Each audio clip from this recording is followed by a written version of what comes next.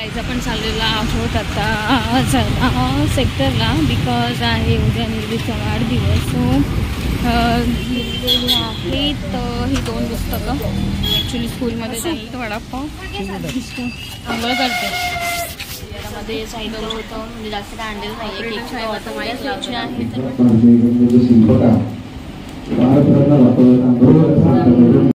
बसू आंघोळ करते.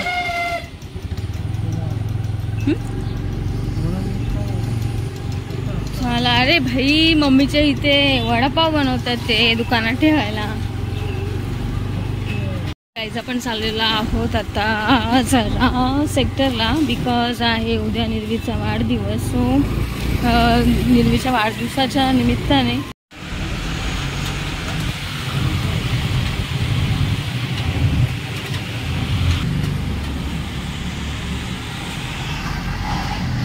मी घेतलेली आहेत ही 2 पुस्तकं.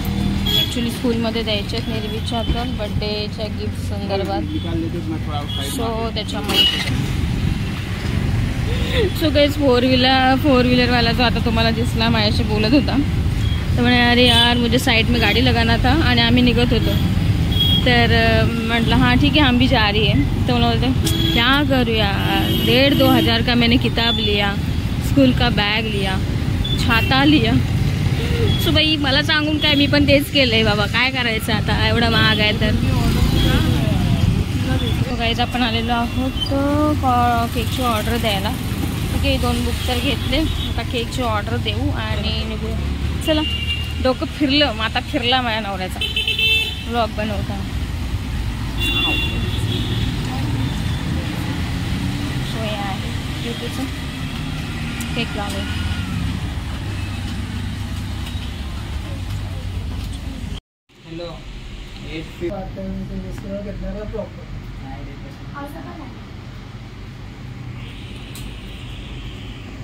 तिने दुकानात आणलं तर वडापाव.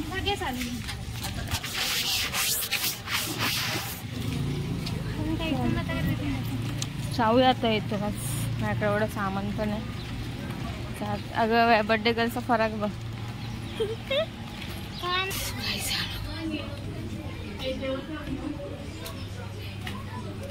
निर्वीचं जे साहित्य होतं म्हणजे जास्त काय आणलेलं नाही आहे. केकची तर ऑर्डर उद्याच द्यायची आहे तर म्हटलं कशाला घ्यायचं ना, जो रेडीमेड असणार तोच केक घेऊन येणार आहे बिकॉज उद्या आहे निर्वीचा वाढदिवस. आणि आणखीन एक 1 थिंग म्हणजे जागृतीने आज म्हणजे आणि माझ्या आईने छोटासा हे होता तो पार्ट मला दाखवेन. छोटंसं दुकान आहे पप्पा तिथेच बसायचे पण त्याचा आत्ता अवतार बघाल तर खूप वेगळाच दिसतोय बिकॉज तेव्हा पप्पा असायचे त्यावेळेस ते बरोबर प्रिपेअर करून ठेवायचे. छान असं सामान पूर्ण भरलेलं होतं आणि आत्ता थोडं मेसी वाटतंय बट कलर बिलर केलंय तर छान वाटतंय म्हणा. सो तिने आज बनवले होते वडापाव.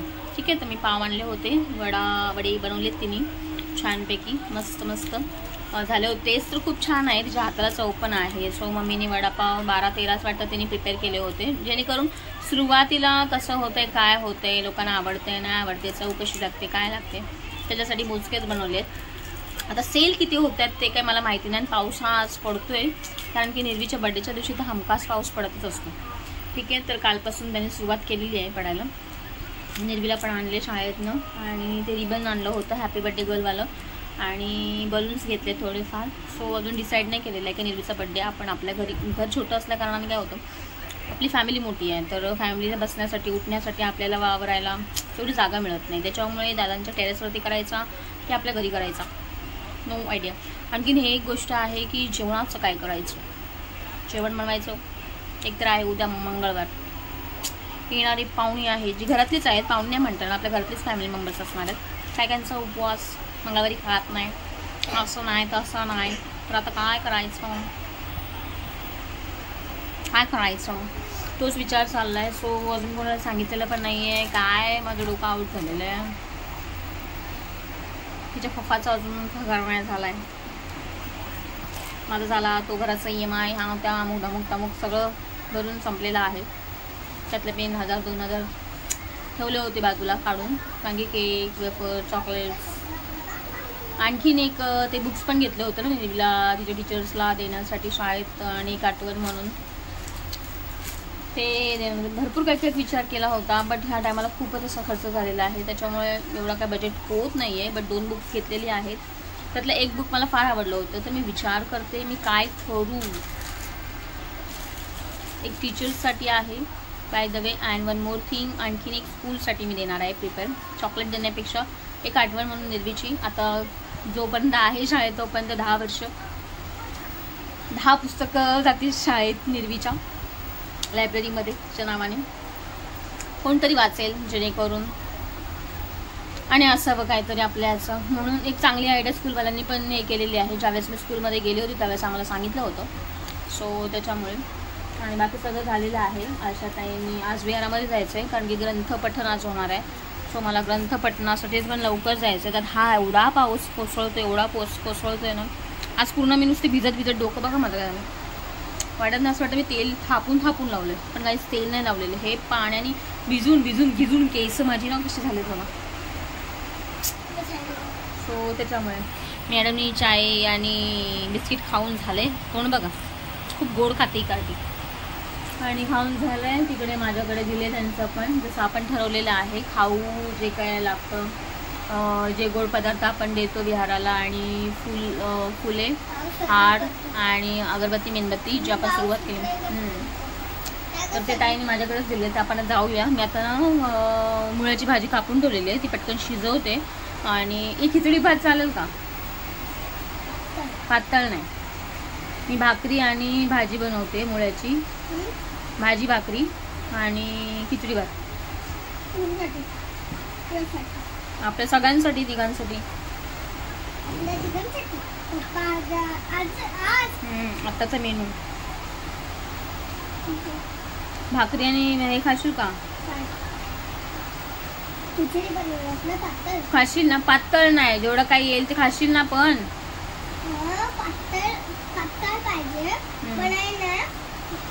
तुझी एक नाटकी खूप आहे. ठीक आहे, हा मी बनवेन. ठीक आहे, बस जास्त नको सांग मग.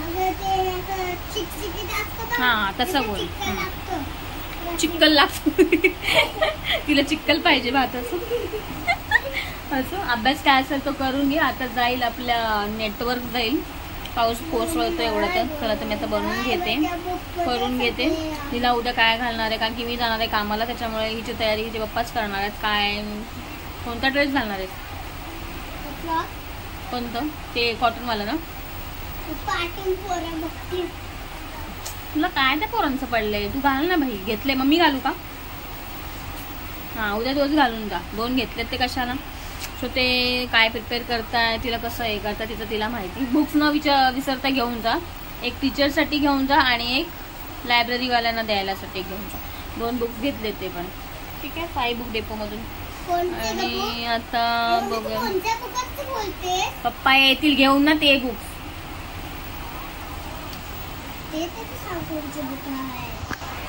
सो गाईज, चला मला पण आता जायचं आहे ग्रंथपठण करण्यासाठी, आणि जेवण पहिलं करून घेते, आटपून घेते, नाहीतर किरकिर होईल साहेबांची. ठीक आहे, सो मी ते करते. तिने वडापाव किती सेल केले हे नंतर तुम्हाला सांगेन मी नंतरच्या ब्लॉगमध्ये. आता तरी फिलहाल एवढंच, आणि पाऊस पण भरपूर आहे. आवाज येतो का? पावसाचा आवाज येतो? हा बघा, पाऊस आमचा किती दिवसांनी वाट बघत होती पावसाची, आणि पाऊस पडतोय, कोसळतोय. पाऊस काही सुधरवून देत नव्हतं. जाऊ ते, पडायला पण पाहिजे पावसाच्या सुट्ट्या. टीव्ही गेली, टीव्ही गया, नेटवर्क गया, डिश टीव्ही का नेटवर्क गया. असो, चलो. सो हम अभी खाना बनाते हैं फटाफट, आणि बघूया काय. गेला नेटवर्क, गला.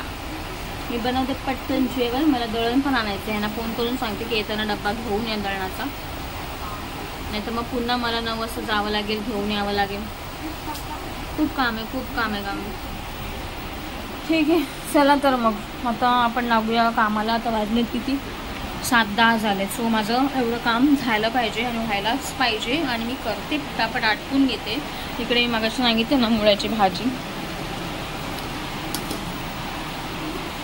मुळा, ये हे मुळ्याची भाजी कापून ठेवलेली होती. आता फक्त याला वॉश करायची आणि याला लगेच शिजवून घ्यायची. ओके, चला तर मग मी आता लागते तयारीला, जेवण करून घेते पटकन, आणि विहारात जाते. चला तर मग बाय, थँक्यू. आता विहारामध्ये जाऊ शकता. ऑपरेटर साहेब आता माईक लावतात आपले. ठीक आहे, त्यांनाच सांगा ना मग.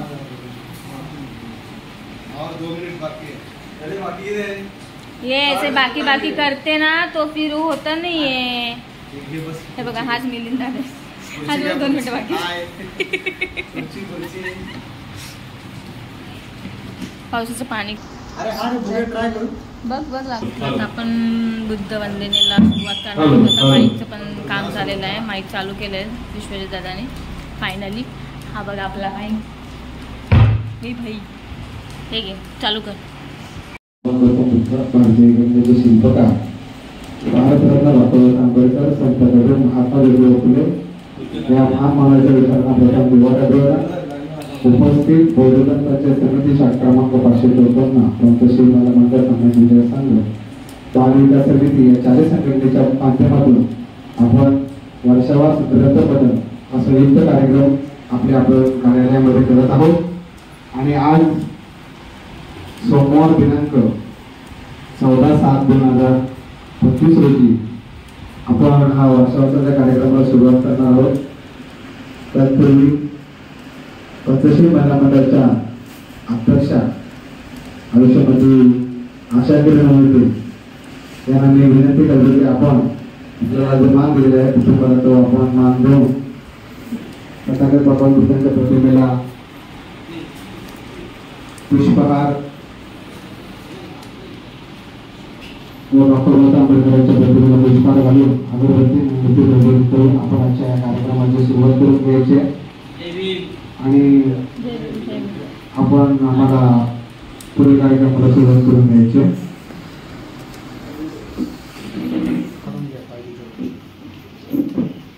उद्या का पेपरमध्ये द्यायचे.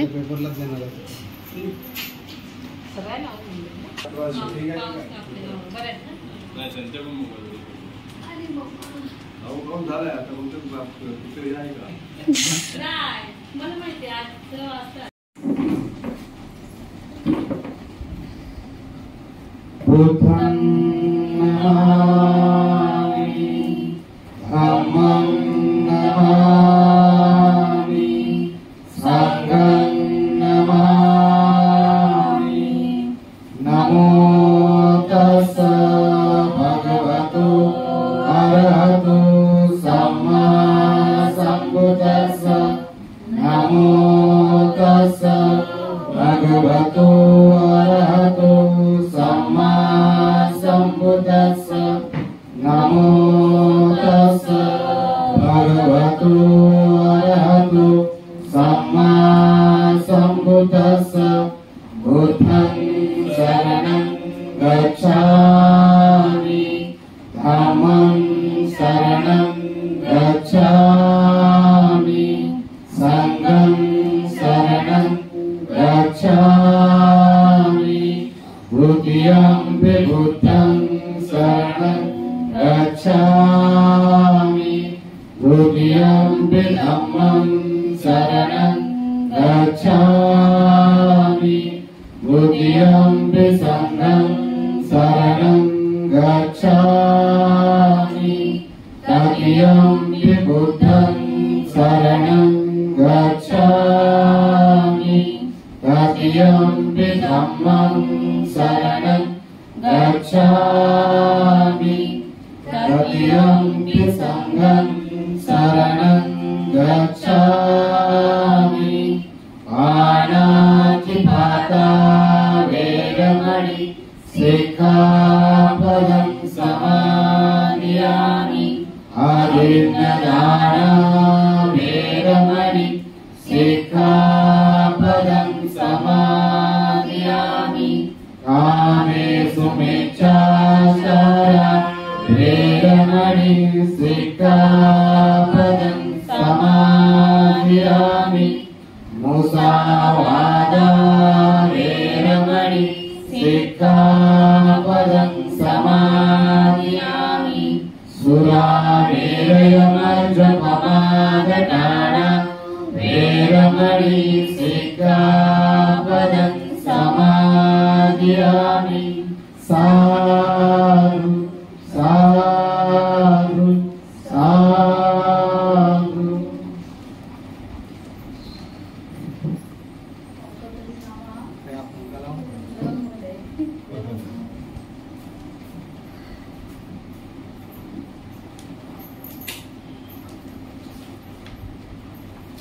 आपण आषाढी पौर्णिमेच्या दिवशी कोणच नाही राहू दे असू दे तरी लोकांना समजलं पाहिजे.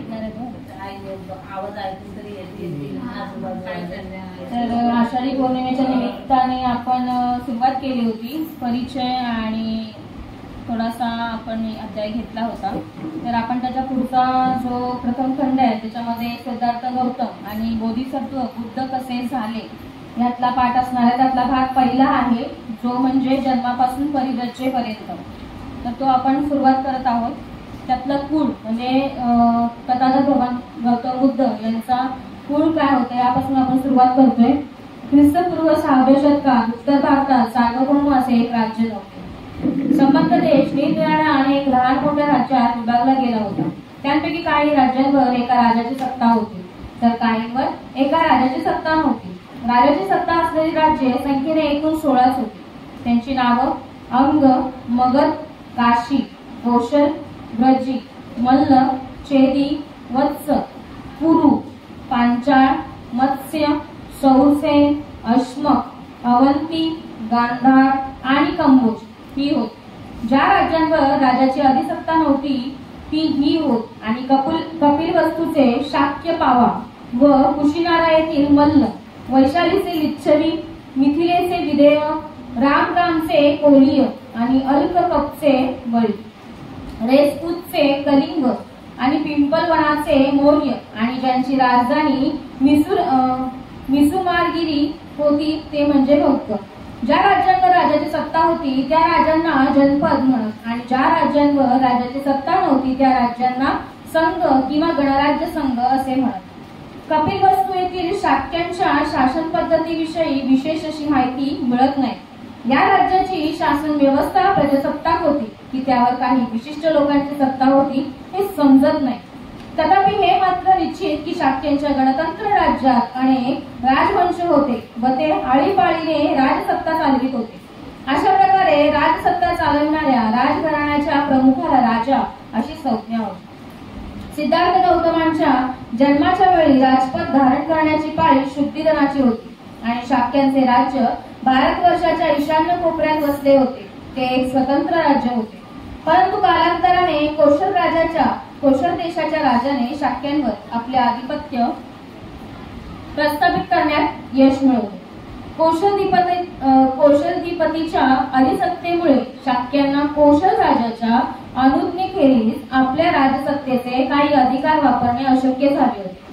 तत्कालीन राज्यात कौशल राज्य हे एक सामर्थ्यशाली राज्य होते आणि मगधाचे राज्य तसेच प्रबळ होते. कौशल देशाचा राजा प्रसेनजित व मगध देशाचा राजा बिंबिसार हे सिद्धार्थ गौतमाचे समकालीन होते. त्यातलं दोन म्हणजे पूर्व.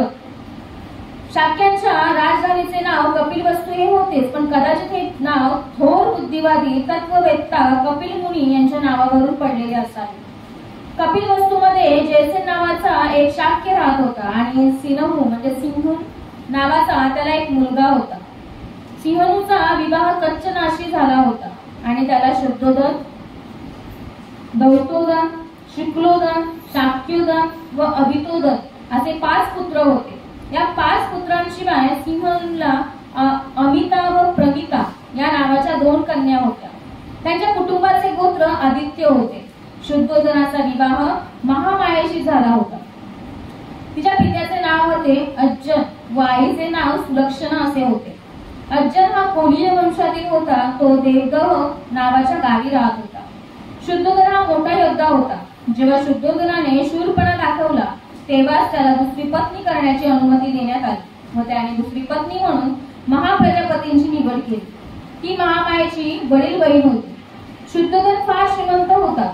त्याच्या मालकीची भूमी विस्तृत होती व त्याचे पुष्कळ नोकरचाकर होते. असे म्हणतात की त्यांच्या मालकीची जमीन नांगरण्यासाठी 1000 नांगर चालत असत. तो ऐशोआरामात राहत होता. त्याचे अनेक महाल देखील होते. त्यातला 3 म्हणजे जन्म. शुद्धोधनाला सिद्धार्थ गौतम हा पुत्र झाला. त्याच्या जन्माची एक कथा अशी आहे की शाक्य लोकात प्रतिवर्षी आषाढ महिन्यात येणारा एक उत्सव पाळण्याची प्रथा होती. सर्व शाक्य लोक आणि त्याप्रमाणे राजघराण्यातील मंडळी हा महोत्सव साजरा करीत असत. हा महोत्सव मात्र दिवसा साजरा करण्याची पद्धत होती. एकदा महामायेने हा महोत्सव मोठ्या थाटामाटात पुष्पमाला सुगंधी वस्तूंचा उपयोग करून परंतु मद्यपान ही उत्तेजक वस्तू वर्ज करून साजरा करण्याचे ठरवले. उत्सवाच्या 7व्या दिवशी ती भल्या पहाटे उठली. सुगंधी पाण्याने तिने आंघोळ केली. दान धर्मार्थ 4 लक्ष मोहरा तिने देणगी म्हणून वाटल्या. मौल्यवान अलंकार घालून साज शृंगार केला आणि आवडीच्या पदार्थांचे सेवन देखील केले. व्रताचरण करून निद्रेसाठी कलात्मकतेने सजवलेल्या शयन मंदिरात ती गेली. त्या रात्री शुद्धोधन व महामाया यांचा एकांत होऊन महामायेला गर्भसंभव झाला. पलंगावर पडली असताना ती तशीच झोपी गेली. निद्राहीन असताना तिला स्वप्न पडले की स्वप्नात तिला असे दिसले, चतुर्दीपक कालांनी आपणाला निद्रित स्थितीत मंचकासह उचलले व हिमालयाच्या माथ्यावर नेऊन एका विशाल शाल वृक्षाखाली ठेवून ते बाजूलाच उभे राहिले आहेत. नंतर चतुर्दीपकालांच्या स्त्रिया तिच्या जवळ आल्या व त्यांनी तिला मानसरोवराकडे नेले. त्याने तिला अभ्यंगस्थान घालून तिची वेशभूषा केली. तिला त्याने सुगंधी द्रव्य लावून फुलांनी असे सजवले की ती पुन्हा दिव्य शक्तीचे स्वागत करावयास तयार झाली आहे असे वाटले. इतक्यात सुमेध नावाचा एक बोधिसत्व तिच्या पुढे प्रकट झाला व तिला म्हणाला, मी माझा शेवटचा जन्म पृथ्वीवर घेण्याचे ठरवले आहे. तू माझी माता होण्यास कबूल होशील का? तिने उत्तर दिले मोठ्या आनंदाने. त्याच क्षणी महामायेला जाग आली. दुसरे दिवशी सकाळी महामायेने आपले स्वप्न शुद्धोधनास सांगितले. स्वप्नाचा अर्थबोध न झाल्यामुळे शुद्धोधनाने स्वप्नविद्येत पारंगत असलेल्या सुप्रसिद्ध 8 ब्राह्मणांना बोलावून घेतले. त्यांची नावं राम, धन, लखन, मंती, यन्न, सुयाम, भोग व सुदत्त अशी होती. शुद्धोधनाने त्यांच्या स्वागताची यथायोग्य तयारी केली.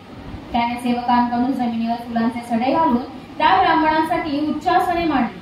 त्याने त्या ब्राह्मणांची पात्रे सोन्या चांदीचे भरून दूध मधुयुक्त व साखर मिश्रित दूध भाताचे सुगाग्र भोजन घेऊन त्यांना संतुष्ट केले. त्याशिवाय त्यांना नवीन वस्त्रे, गायी इत्यादीचे दान केले.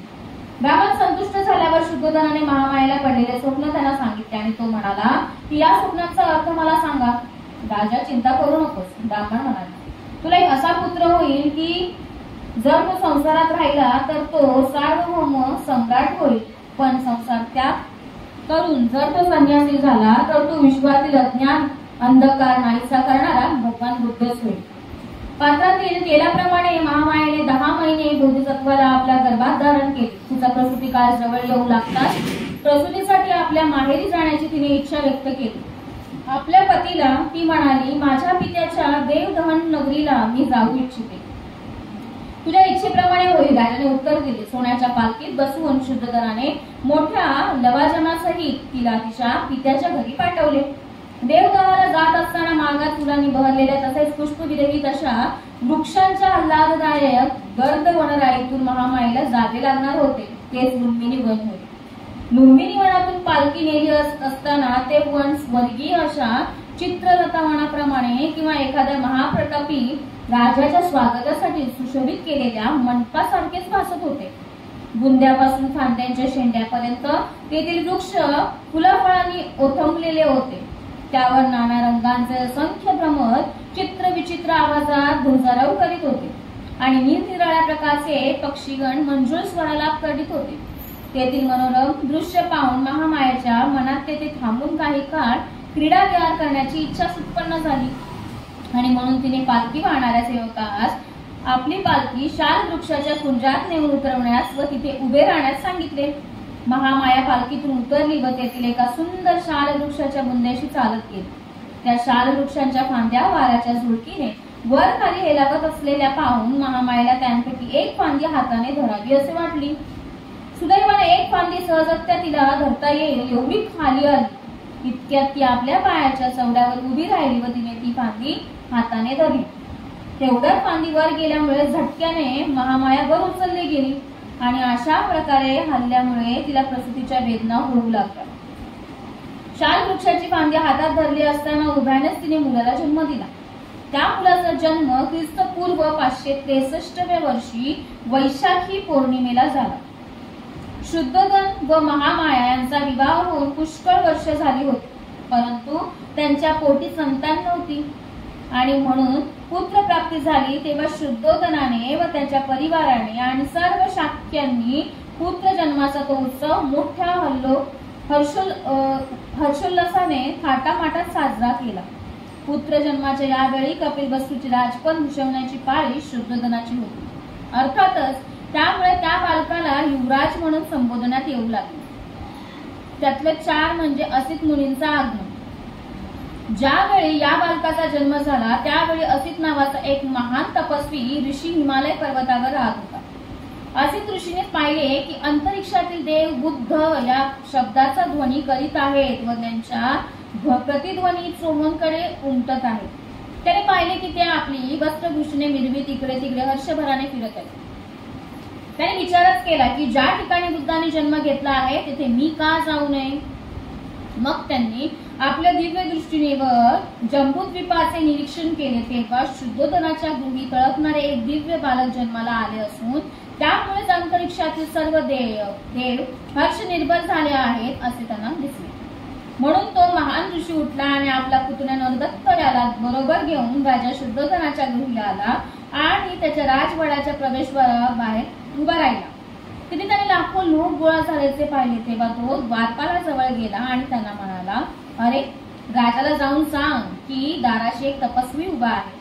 तेव्हा तो द्वारपाल शुद्धोधनाजवळ गेला आणि हात जोडून म्हणाला की महाराज, दाराशी एक वयोवृद्ध ऋषी येऊन उभे राहिले आहेत. ते आपणाला भेटण्याची इच्छा व्यक्त करीत आहे. राजाने असित मुनींकरता एक आसनाची व्यवस्था केली आणि तो द्वारपालास म्हणाला की त्या ऋषींना आत घेऊन ये. आणि तेव्हा महालाच्या बाहेर जाऊन तो द्वारपाल असित मुनींना म्हणाला, कृपा करून आत चला. असित मुनी शुद्धोधन राजाजवळ गेले आणि त्यांच्या पुढे उभे राहून म्हणाले की विजय असो राजा, तुझा विजय असो. तू आयुष्यमान हो आणि आपले राज्य सद्धर्माने चालव. तेव्हा शुद्धोधनाने असित मुनींना साष्टांग नमस्कार घातला आणि त्यांना बसण्याकरिता आसन दिले. असित मुनी सुखपूर्वक स्थानपन्न झाल्यावर शुद्धोधन म्हणाला, हे तपस्वी, यापूर्वी आपण आपले दर्शन झाल्याचे मला आठवत नाही. मग आपल्या आगमनाचा काय हेतू असावा बरे? आपण इथे येण्याचे काय कारण? तर असित ऋषी शुद्धोधनाला म्हणाला की राजा, तुला पुत्रप्राप्ती झाली आहे. तुझ्या पुत्राला पाहण्याच्या इच्छेने मी इथे आलो आहे. शुद्धोधन म्हणाला, मुनिवर, बालक आता झोपला आहे. थोडा वेळ आपण थांबण्याची कृपा कराल का? तर ऋषी म्हणाले की राजा, असले थोर महात्मे जास्त वेळ झोपत नाही. हे थोर महात्मे स्वभावतच जागृत असतात. इतक्यात त्या महान ऋषीवर अनुकंप दाखवून त्या बालकाने आपण जागे झाल्याची हालचाल केली. बालक जागे झाले पाहता शुद्धोधनाने आपल्या दोन्ही हातांनी त्याला उचलून त्यांच्या ऋषींच्या समोर आणले. असित ऋषींनी त्या बालकाला निरखून पाहिले तेव्हा ते महापुरुषांच्या 32 लक्षणांनी व 80 शुभचिन्हांनी युक्त असलेले त्यास दिसले. त्याने पाहिले की त्यांचा देह शुक्र व ब्रह्मा यांच्यापेक्षाही अधिक तेजस्वी आहे व त्याचे तेजोमंडल त्यांच्यापेक्षा शतसहस्र पटीने अधिक दैदिप्यमान आहे. असित ऋषींच्या मुखातून त्वरित उद्गार निघाले, निसंदेह या पृथ्वी तलावर हा अलौकिक पुरुष अवतरला आहे असे म्हणून असित मुनी आपल्या आसनावरून उठले व आपले दोन्ही हात जोडून त्यांनी त्या बालकाला साष्टांग नमस्कारच घातला. त्यांनी बालकाभोवती प्रदक्षिणा घातली आणि त्याला आपल्या हातात घेऊन ध्यानमग्न स्थितीत ते उभेच राहिले. असित ऋषीला पूर्वींची सुपरिचित भविष्यवाणी माहीत होती आणि गौतमाप्रमाणे महापुरुषांच्या 32 लक्षणांनी युक्त असलेल्यांच्या पुढे 2च मार्ग असतात, तिसरा नाही. जर तो संसारी जीवनात राहिला तर चक्रवर्ती सम्राट होईल, पण जर गृहत्याग करून त्याने संन्यास घेतला तर तो सम्यक संबुद्ध असा बुद्धच होईल. असित ऋषींना खात्री होती की हे बालक गृहस्थी जीवनात राहणारच नाही. त्या बालकाकडे पाहून अश्रुढाळीत दीर्घ निश्वास टाकून ते ऋषी रडू लागला. असित मुनी अश्रुढाळीत व दीर्घ निश्वास टाकीत रडत आहेत हे शुद्धोधनाने पाहिले. असित मुनी रडत असलेला पाहून शुद्धोधनांच्या अंगावर रोमांच उभे राहिले आणि त्यांनी व्याकुळतेने असित मुनींना विचारले की हे मुनिवर, अशा रीतीने का रडत आहात? अश्रू का ढाळीत आहात? दीर्घ निश्वास का टाकीत आहात तुम्ही? माझ्या बालकाचे भविष्य निर्विघ्न आहे ना? हे ऐकून ऋषी म्हणाले की राजा, मी बालकासाठी रडत नाही, तर त्याचे भविष्य अगदी निर्विघ्न आहे. मी रडतो आहे तो माझ्यासाठी. मग का बरं? शुद्धोधनाने विचारले. ऋषी उत्तरला की मी वयोवृद्ध झालो आहे, माझं आयुष्य आता संपतच आलं आहे. निश्चितपणे ते बालकवृद्ध होणार असून ते परमोच्च व सम्यक समृद्धी प्राप्त करून घेईल. नंतर आजवर या पृथ्वी तलावर जे कोणी करू शकले नाही ते धम्मचक्र प्रवर्तन हे बालक करील आणि जगताच्या सुख समृद्धीसाठी तो आपल्या महान तत्वाचा उपदेश करील. ज्या धार्मिक जीवनाची तो घोषणा करेल ते जीवन आरंभी कल्याणकारक, मध्य कल्याणकारक आणि अंती देखील कल्याणकारकच असणार आहे. हे शब्द व शब्दाचा भावार्थ यांनी परिपूर्ण, शुद्ध आणि पवित्र असंच असेल. ज्याप्रमाणे एखाद्याचे उंबराचे फूल क्वचितच वेळी व स्थळी या जगात उमललेले दिसते, त्याचप्रमाणे असंख्य पर्व कालानंतर या जगतात एखाद्याच वेळी व स्थळी पूजनीय बुद्ध उदयास येतात. त्याचप्रमाणे राजा हा मुलगा सुद्धा निसंशय परमज्ञान प्राप्त करून संबोधी प्राप्त करून घेईल आणि असंख्य जीवांना दुःख सागरातून तरुण नेईल आणि परम सुखाची स्थिती प्राप्त करून देईल. परंतु मी त्या बुद्धांना पाहू शकणार नाही आणि म्हणूनच मी रडतो आहे. आणि या दुःखामुळेच असा हा दीर्घ निश्वास टाकीत आहे, कारण मला या बुद्धांची पूजा करावयास मिळणार नाही. आणि त्यानंतर राजाने त्या थोर असे ऋषीला व त्यांच्या पुतण्या नरदत्त याला यथायोग्य भोजन देऊन संतुष्ट केले.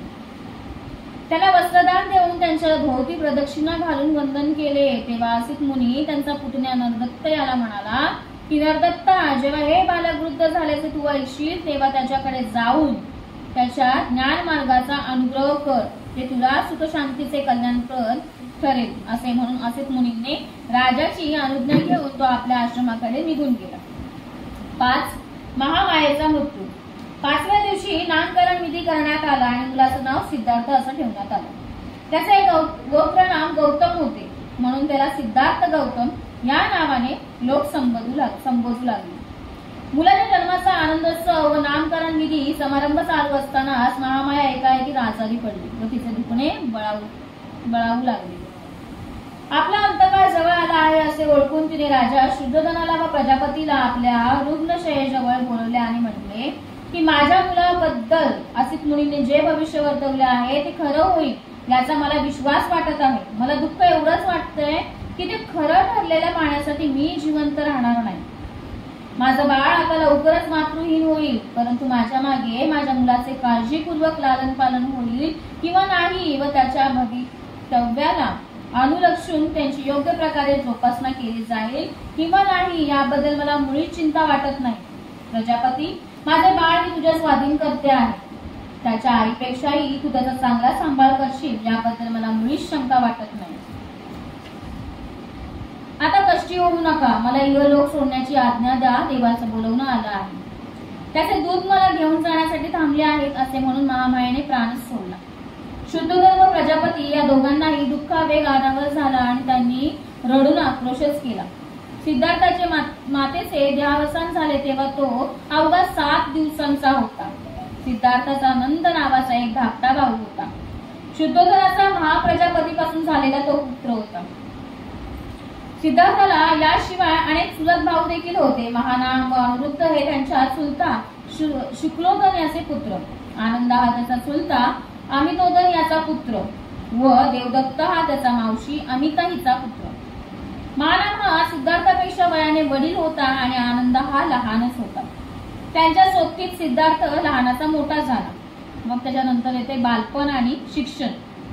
मग जेव्हा सिद्धार्थ चालू आणि बोलू लागला तेव्हा शाक्यातील वयोवृद्ध जाणते लोक एकत्र जमले व त्यांनी शुद्धोधनाला सांगितले की मुलाला अभया या ग्रामदेवताच्या देवळात दर्शनाला नेले पाहिजे. शुद्धोधनाने कबूल झाले आणि त्यांनी मुलाला कपडे घालण्यास महाप्रजापतीला सांगितले. की त्याला कपडे करीत असताना बाळ सिद्धार्थाने गोड आवाजात आपल्याला कुठे नेले जात आहे हे आपल्या मावशीला विचारले. जेव्हा त्याला समजले की आपल्याला देवळात नेले जात आहे तेव्हा तो हसला. तथापि शाक्यांच्या रीतिरिवाजानुसार तो देवळात गेला. वयाच्या 8व्या वर्षी सिद्धार्थाच्या विद्याभ्यासास सुरुवात झाली.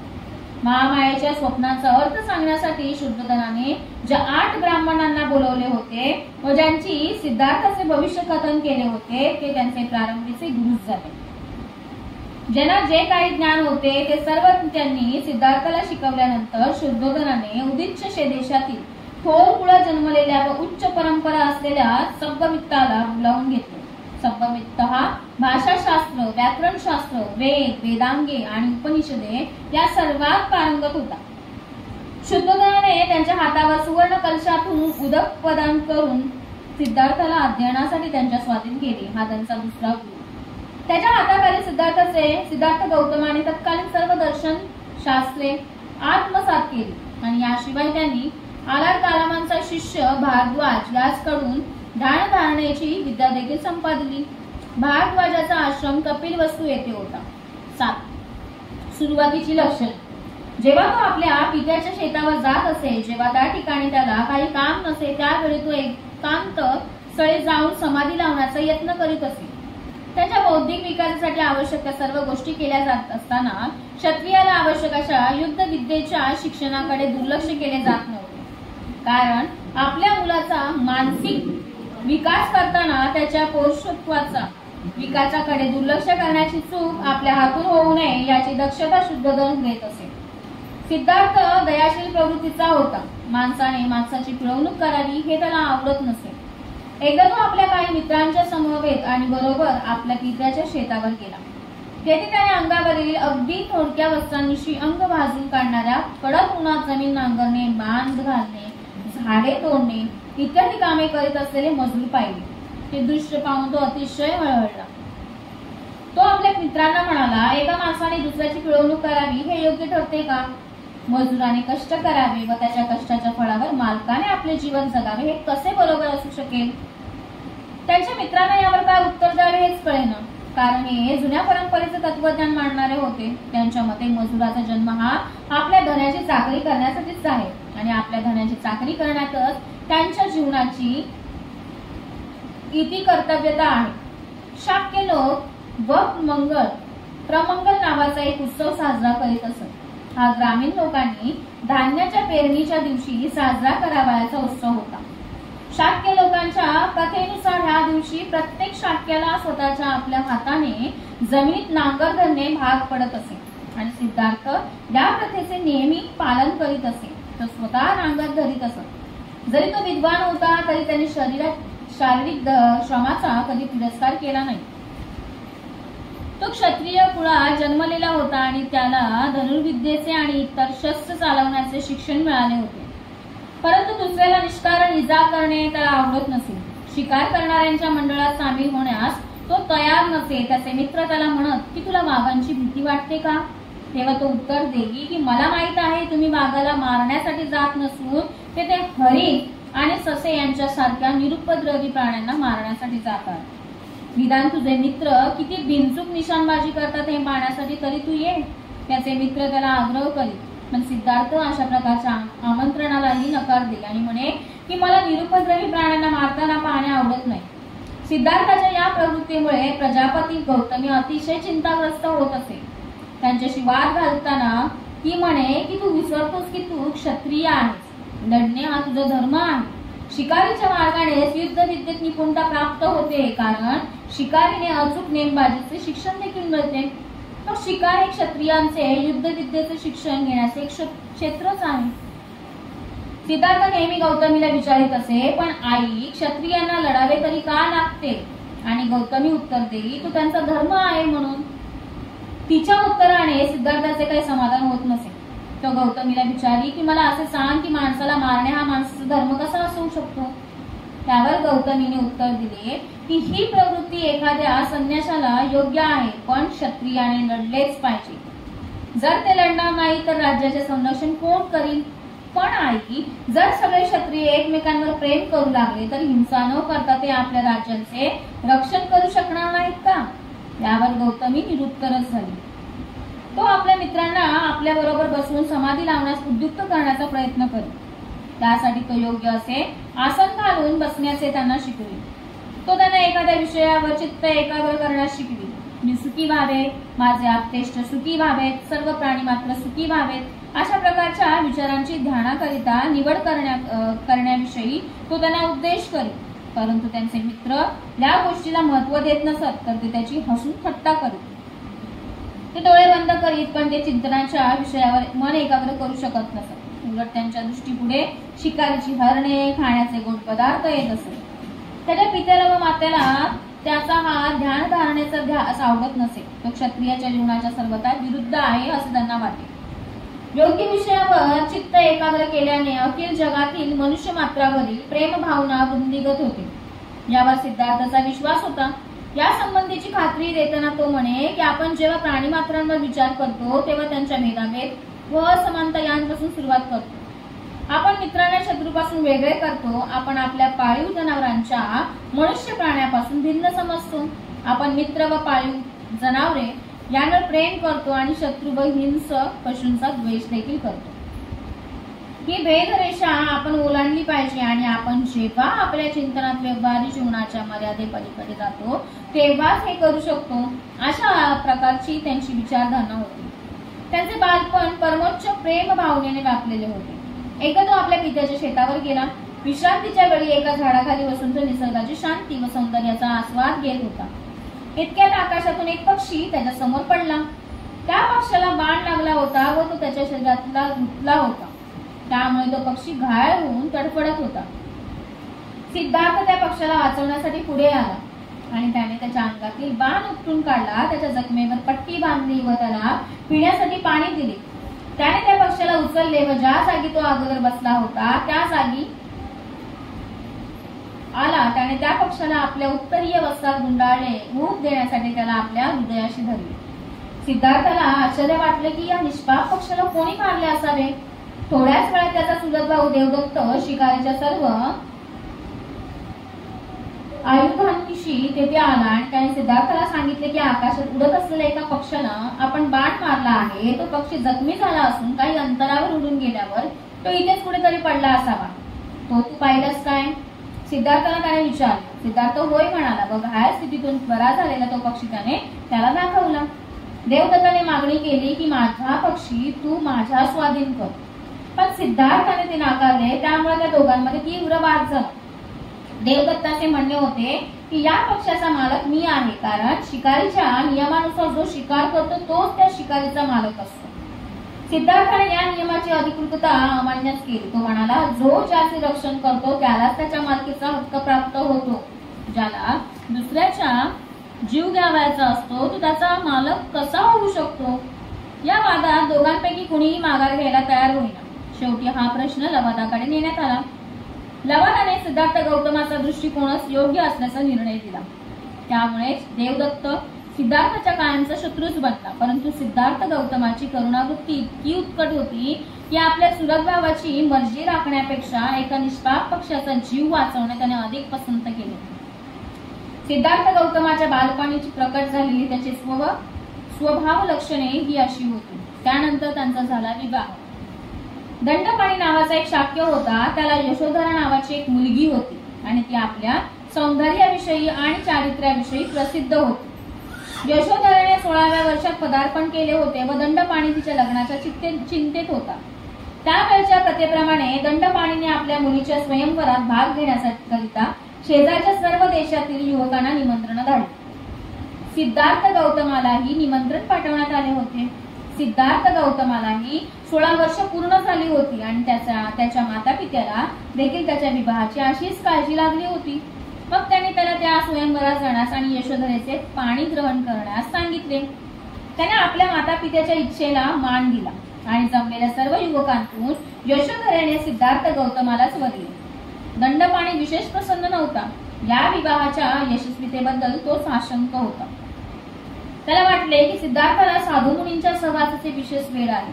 त्याला एकालकोंडे राहणे आवडते. तो एक यशस्वी गृहस्थ कसा होऊ शकेल? पण सिद्धार्थाखेरीज कुणालाही वरणार नाही असा निश्चय केलेल्या यशोधरेने आपल्या पित्याला विचारले की साधूंच्या व तपस्व्यांच्या सहवासात राहणे हा काय अपराध आहे का? यशोधरेला तसेच मुळीच वाटत नव्हते. सिद्धार्थ गौतमाखेरीज कुणाशी लग्न करणार नाही असा आपल्या मुलीने केलेला निश्चय ओळखून यशोधरेच्या मातेने या विवाहास संमती देण्यास दंडपाणीला सांगितले आणि दंडपाणीने त्याची संमती दिली. गौतमाच्या प्रतिस्पर्धांची यामुळे निराशा तर झालीच, परंतु आपला अपमान झाला असे त्यांना वाटले. त्यांना वाटलं की त्यांच्या बाबतीत सारखा न्याय मिळण्याच्या दृष्टीने यशोधरेने निवड करताना काही परीक्षा घेतली पाहिजे होती, पण तिने तसे काहीच केले नाही. त्यावेळी ते स्वस्थ बसले. त्यांना वाटले दंडपाणी यशोधरेला सिद्धार्थ गौतमाची निवड करू देणार नाही आणि त्यामुळे आपला हेतू साध्य होईल. परंतु दंडपाणी जेव्हा या बाबतीत यशस्वी झाला तेव्हा त्यांनी धीर करून अशी मागणी केली की धनुर्विद्येचे कौशल्य दाखवण्याची परीक्षा घेतली जाईल. दंडपाणीला आपल्या मागणीला कबूल व्हावे लागले आणि सुरुवातीला सिद्धार्थ या बाबतीत तयार नव्हता. तेव्हा त्याने असा नकार दिल्यास त्याचा पिता, त्याचे कुळ व सर्वात अधिक यशोधरा यांना लाजेने खाली मान घालण्याचा प्रसंग येईल. हे त्याचा सारथी छन्न याने त्याच्या निदर्शनाला आणून दिले. त्यांच्या या म्हणण्याच्या सिद्धार्थांच्या मनावर फारच परिणाम झाला व त्याने त्या स्पर्धेत भाग घेण्याचे कबूल केले. स्पर्धा सुरू झाली. प्रत्येक स्पर्धकाने आपली पाळी येताच आपले कौशल्य दाखवले. गौतमाची पाळी सर्वांच्या शेवटी आली, परंतु त्याची बिनचूक निशाणबाजी सर्वश्रेष्ठच ठरली. तदनंतर विवाह समारंभ झाला. शुद्धोधर्म दंडपाणी या दोघांनाही आनंद झाला.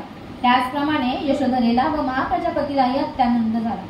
विवाह होऊन अनेक वर्ष लोटल्यावर यशोधरेला एक पुत्र झाला आणि त्याचं नाव होतं राहुल असं ठेवण्यात आलं. त्यातलं 9 म्हणजे पुत्राला वाचवण्याच्या पित्याच्या योजना. आपल्या पुत्राचा विवाह होऊन त्याने सांसारिक जीवनात प्रवेश केला हे पाहून राजाला संतोष झाला. पण तथापि याबरोबरच असित मुनींची भविष्यवाणी त्यांचा सारखा इच्छा पूर्वीत होती. हे भविष्य खरे होऊ नये म्हणून राजाने त्याला वैषयिक सुखविलासात गुंतवणूक ठेवण्याचा विचार ठरवला. हा उद्देश दृष्टीपुढे ठेवून शुद्धोधराने आपल्या पुत्राला राहण्यासाठी 3 राजमहाल बांधले. एक उन्हाळ्यात राहण्यासाठी, एक पावसाळ्यात राहण्यासाठी आणि एक हिवाळ्यात राहण्यासाठी. हे 3 राजमहाल विलासी जीवनाला उत्तेजक अशा सर्व प्रकारच्या साधनांनी सुसज्ज करण्यात आले. प्रत्येक महालाभोवती विविध जातींच्या वृक्षांची आणि फुलांची मनोहारी रचना केलेली विस्तृत असे उद्यान होते.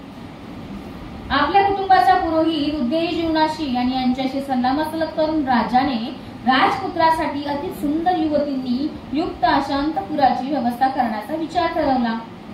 तेव्हा शुद्धोधन राजाने जीवनातील सुखभोगासाठी राजकुमाराला वश कसे करून घ्यावे याचा त्या सुंदरींना सल्ला देण्यास उद्दिनास सांगितले. अंतपुरात ठेवावयाच्या स्त्रियांना एकत्रित करून उद्दियाने यांनी राजकुमाराला वश कसे करून घ्यावे याची त्यांना प्रथम माहिती दिली. त्यांना उद्देशून तो म्हणाला की तुम्ही या प्रकारच्या सर्व वशीकरण कलात कुशल आहात. तुम्ही मदनाची भाषा जगण्यात चतुर आहात. तुमच्या टाळी सौंदर्य आणि आकर्षकता परिपूर्ण आहे. तुम्ही तुमच्या कसबात वाकबगार आहात. मग तुमच्या या कलागुणांनी ज्यांच्या ठाई काही वासना शिल्लक राहिलेली नाही अशा योगांचे सुद्धा तुम्ही चित्त अस्वस्थ करू शकता आणि ज्यांना केवळ स्वर्गीय अप्सराच गुरवू शकतात अशा देवांना सुद्धा तुम्ही आपल्या मोहपाशात गुरफटू शकता. हृदयातील भावना व्यक्त करण्याच्या तुमच्या कौशल्याने, तुमच्या नखरेलपणाने, तुमच्या शरीर सौष्ठवाने, कृत्रिम अशा लावण्याने तुम्ही जर स्त्रियांनाही मोहित करू शकता तर मग पुरुषांना तुम्ही किती सहज अंकित करा.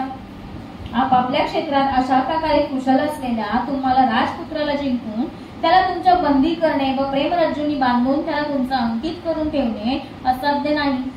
या बाबतीत तुमच्या हातून घडलेली एखादी भित्रेपणाची कृती लज्जेने डोळे मिटण्याच्या एखाद्या नववधूला शोभेल, पण तुम्हाला तो शोभणार नाही. निसंशय हा वीर पुरुष आपल्या पराक्रमामुळे महान आहे, परंतु तुम्हाला त्याचे काय? स्त्रीचे सामर्थ्य त्याच्यापेक्षाही मोठे आहे. हाच तुमचा दृढ निश्चय असल्या.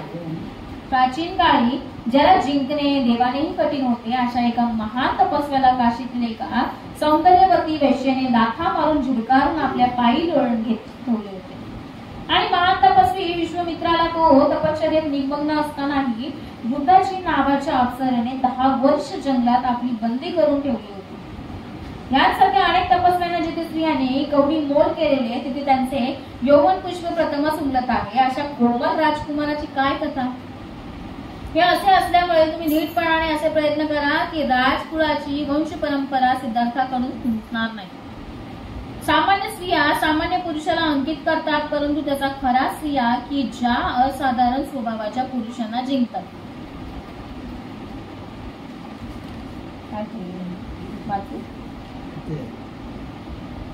मोठा आहे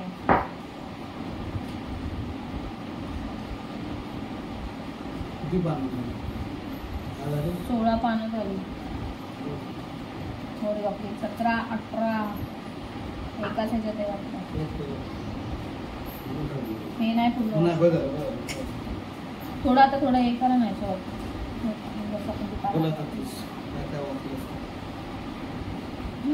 एवढी पाण्यात 39 2 पाठ करायचे.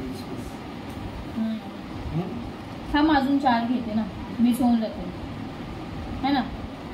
आहे 10 मिनिटं तो पाठ वेगळा हा पाठ वेगळा तेच वेगळं आहे ना. आणि हा एकच पाठ आहे त्यातली 40 पानं आहेत एकाच पाठातली 40 पानं आहेत मग त्यातली फक्त 16 झाली असं. हा 20 झाली असती ना. आपण हे करण्याचं की हे समजण्यासारखं पण आहे ना. यातले काय नाही जास्त अवघड जन्म कधी झाला काय कधी झाला. राजपुत्राला वश करण्यात स्त्रियांचे अपयश.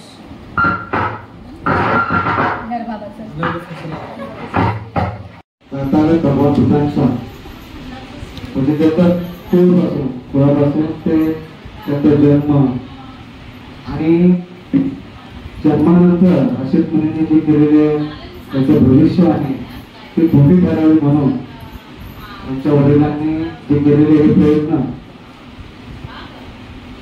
याच्यापर्यंत आता पण वाचन केलेलं आहे. आणि खरंच आपण एवढ्या वर्ष वाचतोय त्यामुळे आपल्याला माहिती आहे की कदाचित भगवान बुद्धांचा जन्म कधी झाला, त्यांच्या आईचं नाव काय, त्यांच्या वडिलांचं नाव काय आणि ह्या ज्या गोष्टी आहेत त्या आपल्या वाचनामध्ये आतापर्यंत आपण उजवल्या आहेत. तात्पर्य एवढंच आहे सांगायचं की लेखकाला असं सांगायचं आहे की आपण त्यांनी आता एवढं विस्तृत सांगितलंय परंतु मनावरती ताबा असला माणसाच्या काय होतं हे त्यांना त्याच्यातून आपल्याला सांगायचं आहे.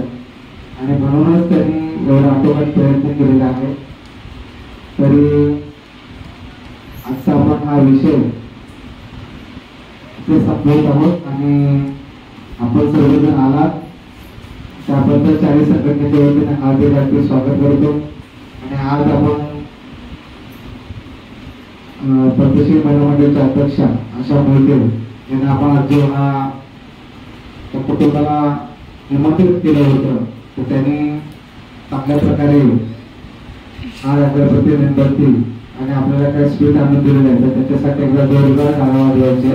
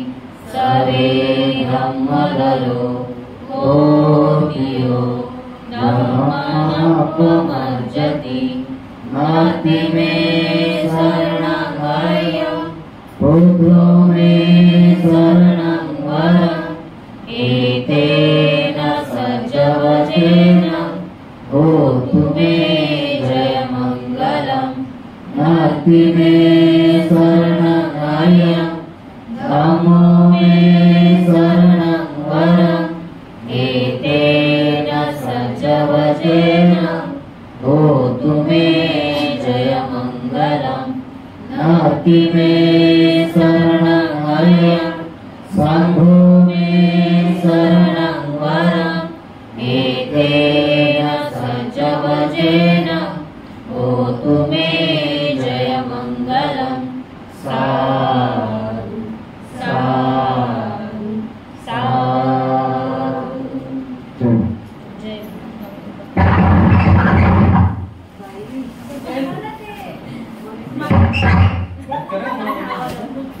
केलं तरी तसं नाही. अरे बंद केलं तरी वाजतं.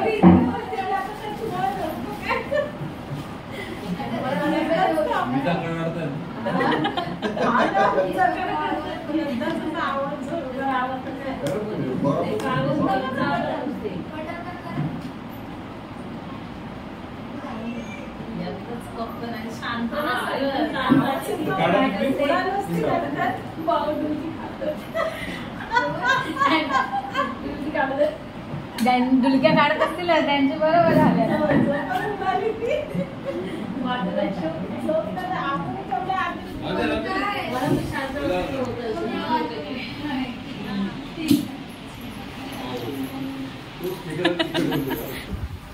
औसम आहे. तुला पाहिजे बघा.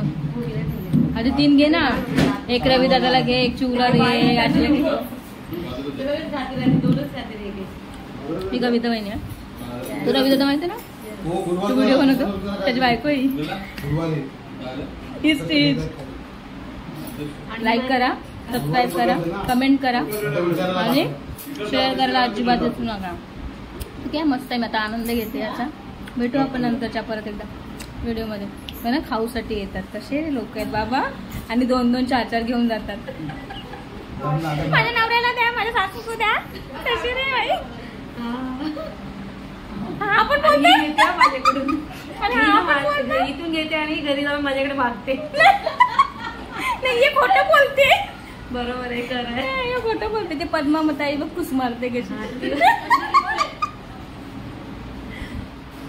बघ आज कोण नाही म्हणून काय वाटत नाही. पोरं नाही आलेत म्हणून. ते भेटलं नसतं बाई एकेकाला.